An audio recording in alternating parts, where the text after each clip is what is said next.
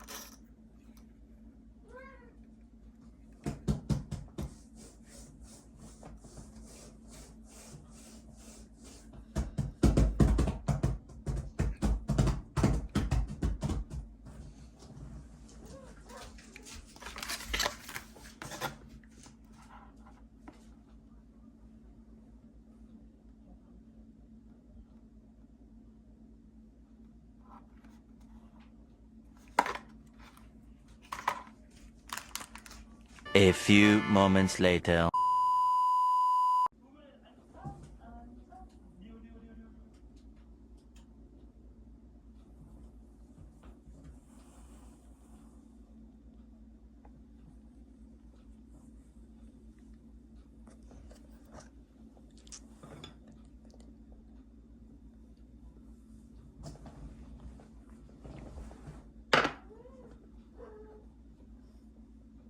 $2,000 later.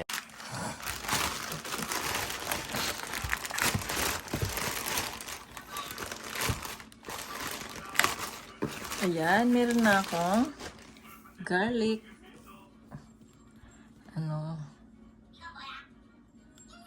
Garlic powder.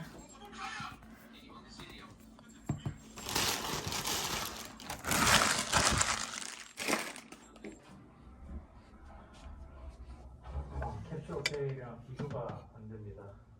굉장히 깨끗하다.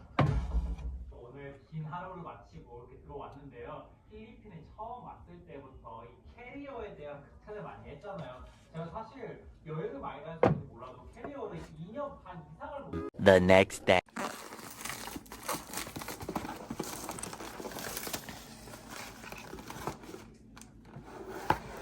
와우. 먹고 싶다. 부코 파이.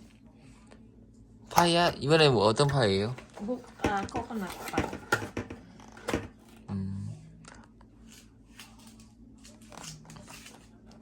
멀어져. 조금만. 쏴주지.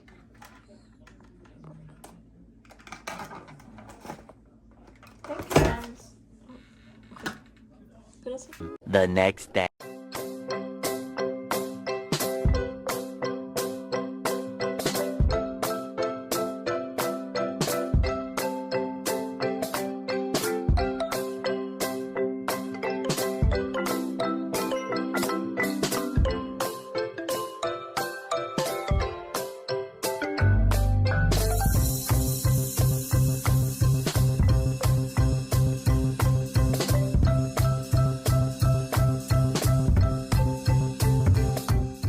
Much good.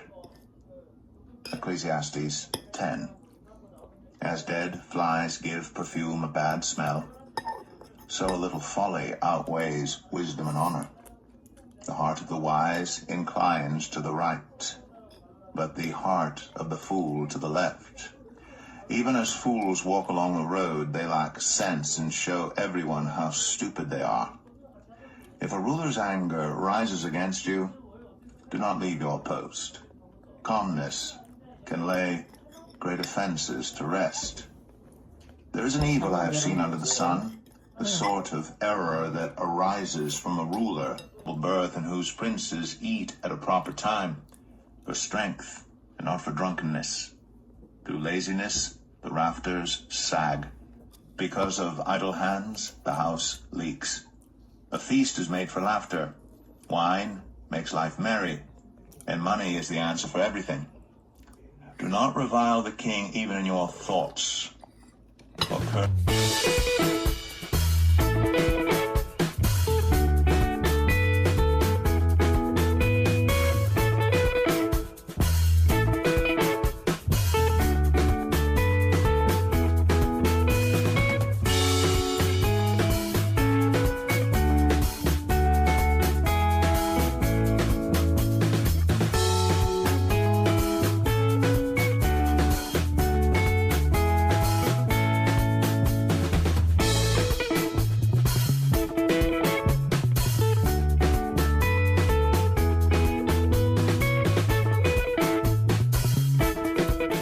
A few moments later. Hello mga bebs, welcome back sa aking channel.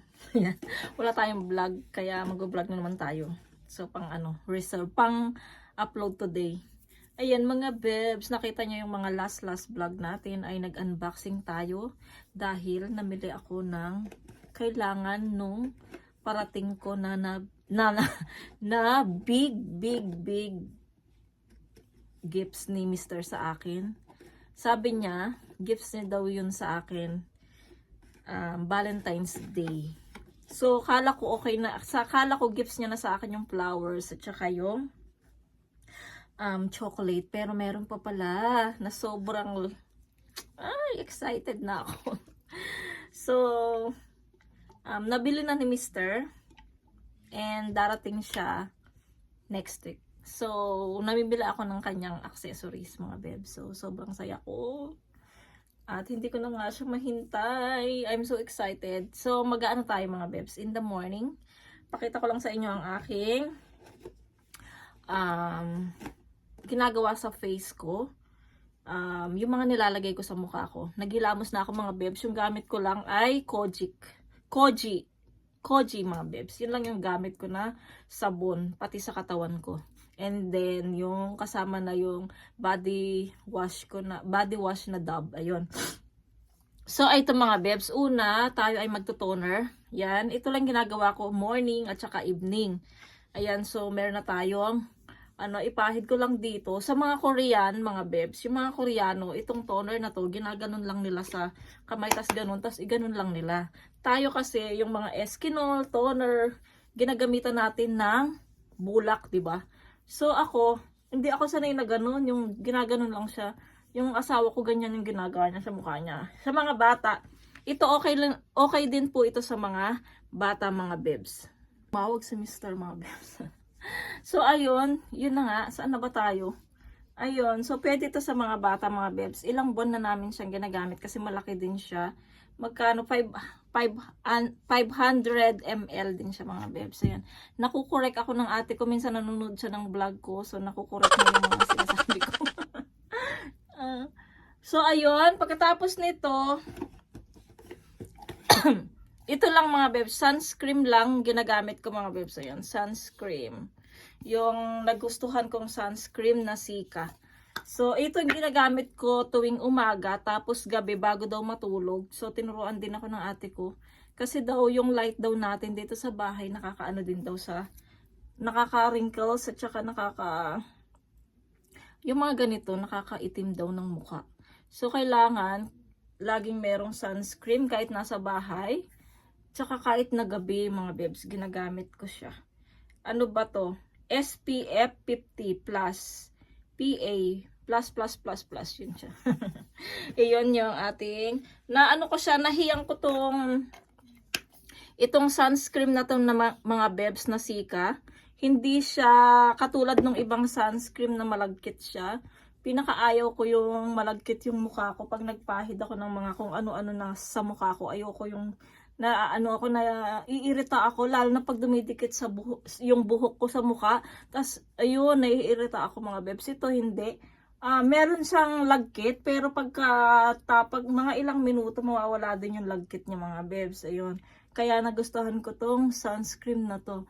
So ito lang yung ginagawa ko sa aking mukha everyday.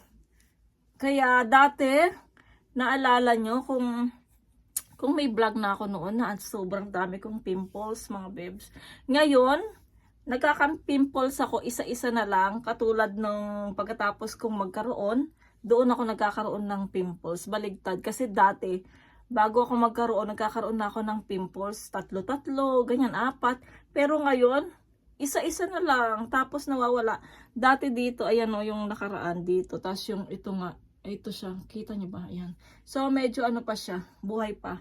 So, yun lang mga mabebs, ang ginagawa ko sa aking face. Sa mga nagtatanong dyan, yun lang yung aking ano sa mukha ko mga bebs. Ayan, kaya medyo gumaganda na. At saka pala, every night, diba, yung ginagamit ko na, ano ba yun?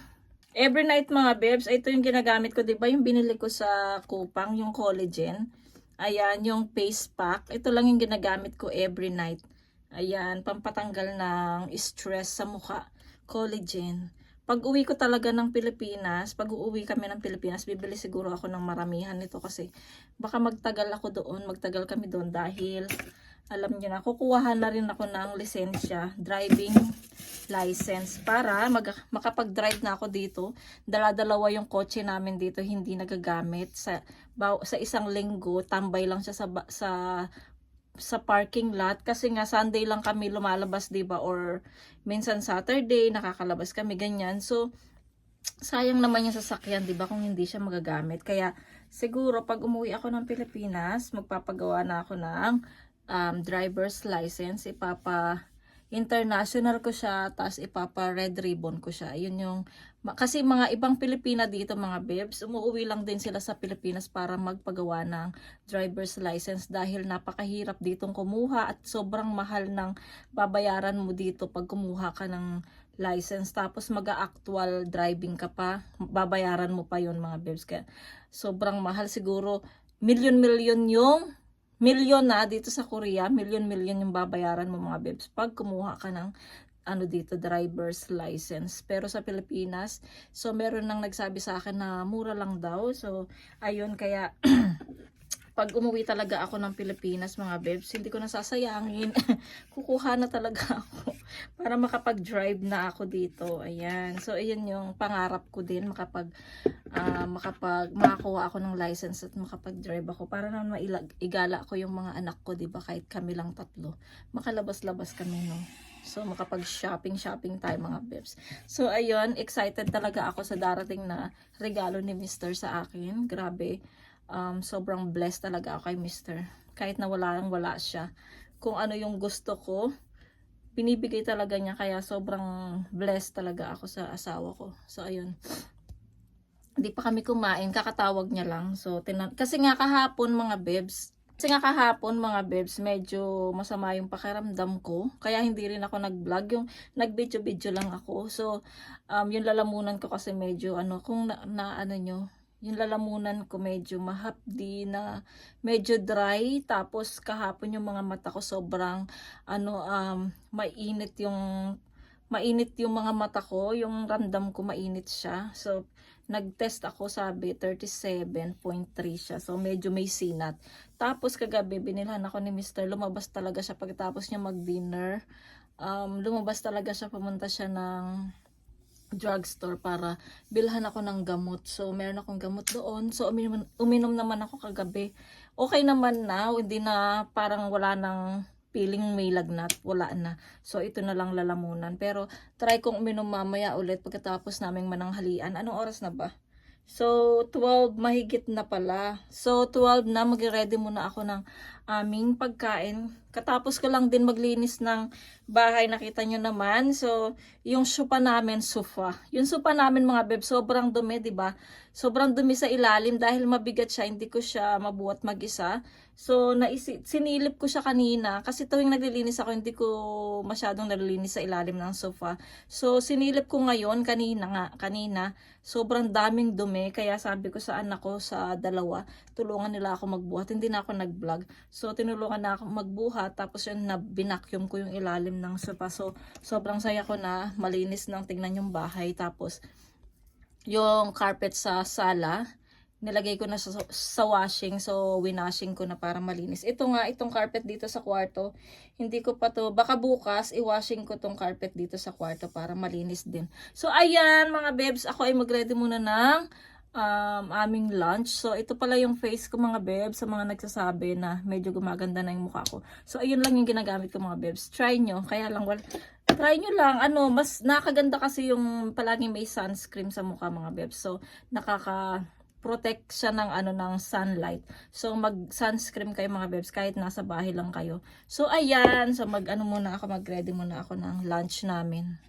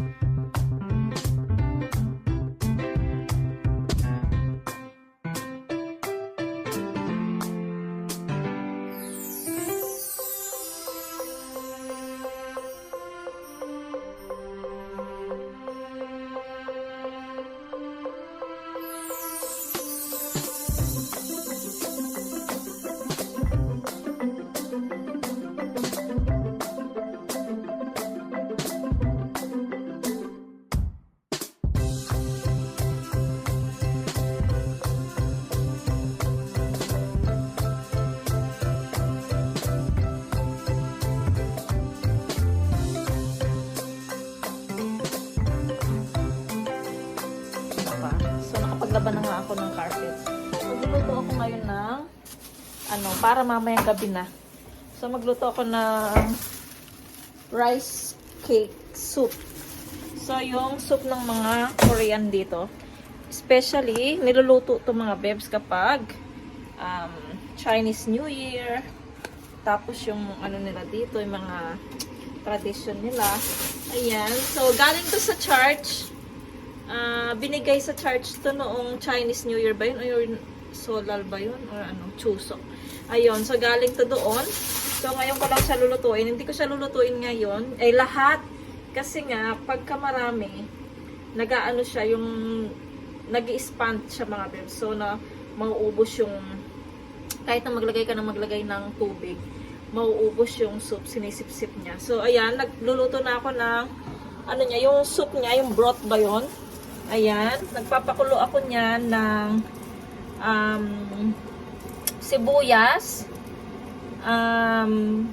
onion leaves, at saka yung tuyo nila dito mga bebs. Yung tuyo nila dito na hindi maalat. So ito siya. Ginagawa talaga nila to ng broth, yung tuyo nila dito. Ayan, yung tuyo.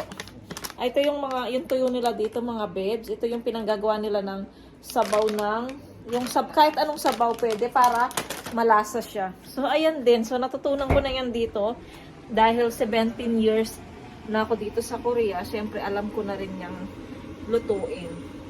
So, lutuin ko yan kasi Friday ngayon para madalian lang dahil meron silang simba mamayang gabi para ito na lang yung kainin nila na kasi pwede din tong pang dinner kasi nga nakakabusog to mga bebs itong na to. Itong rice cake na to, nakakabusog. Ito din yung ginagawang tteokbokki mga bebs. Kung alam niyo yung tteokbokki ng Korean. Tteokbokki ng Korean mga bebs, mahaba siya. Yung paganyan. Pero ito, hinihiwa nila to ng paganito. Alam niyo yung parang sausage pagka magluluto kayo ng spaghetti. Ganito yung hiwa niya. Pa-slide. Ayan.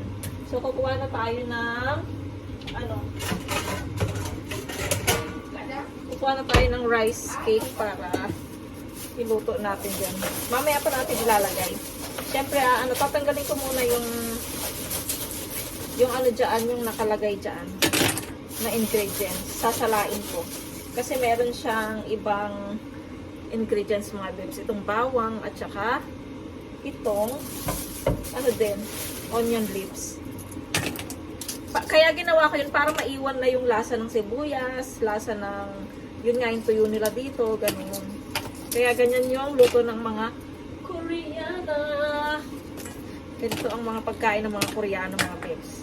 Kapag nagkaasawa kayo ng Koreano, dapat matutunan nyo din yung mga pagkain nila. Diba? Kasi iba-iba naman yung mga apam eh. Yung iba sa Amerika, puro lang naman sila steak, burger, diba? Burger, salad, ayan. Tapos spaghetti. Ito sa Korea, puro gulay-gulay yung sa kanila. Favorite nila yan. Gulay-gulay. Healthy food. Gulay-gulay, tapos kimchi. And ganito nga. Basta marami silang pagkain na healthy. Kaya yung iba dito matatanda, ilang edad na sila, andyan pa, buhay pa sila. Yung alam niyo yung, kita niyo naman yung pastor namin may edad na, diba? Pero yung nanay niya, buhay pa. 90 years old. Buhay na buhay pa yung nanay niya. Malakas pa. Pero nandun na sila sa, sa mga,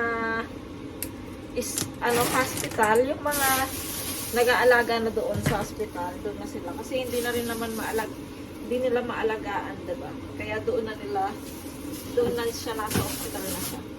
Ayan, tapos lalagyan din natin na seaweeds, mga bebs. Ito. Ano na ba yung seaweeds? Ito seaweeds. So, hihimayin ko to mamaya para ilagay natin dito. Tapos para bumili din si Mr. ng ng mga, ang tawag nito mga bebs. Ito mga bebs, yung mga baby dilis mga bebs. Kita nyo, ang liliit na mga dilis. Ayan, so ang gagawin ko dito, mamaya gigisain ko lang siya ng, pero titignan ko pa rin sa YouTube kasi kung ano yung timpla nito. Masarap to mga bebs, favorite ko tong side dish na to. So ayun, bumili si Mr. kahapon ng ganito, isang ganito. Siguro konti lang yung gigisain ko dito mamaya. So kumukulo na yung, naku baka mahaba na naman yung vlog natin. So mamaya ipakita ko na lang sa inyo mga bebs kapag luto na yung, kasi nga lang yung vlog ko, hindi pwedeng lagpas ng 30. So lagi ako nag-aalala pagka mahaba na yung vlog natin. Kasi napapachika ako eh. At pagbukas na yung itong video, dire-diretso yung bunganga ko. So mamaya na lang mga bebs kapag naluto na tong soup na to. 2,000 years later. Ayan mga bebs, luto na pala yung ating rice cake soup. Ayan, okay na siya. Oh. Kita nyo ba?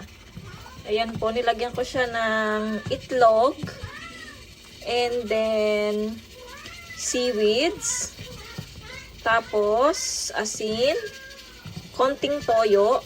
Ayan, kaya nagkulay siya ng ganyan, toyo, konting toyo. Tapos, garlic powder, paminta, at syempre, konting magic sarap lang para may lasa siya. So, ayan, okay na yung aming dinner mamaya, mga bebs. Ayan. Tapos mamaya, ito gagawin ko ulit siyang side dish na tawag nito? Spinach. Favorite ni Mr.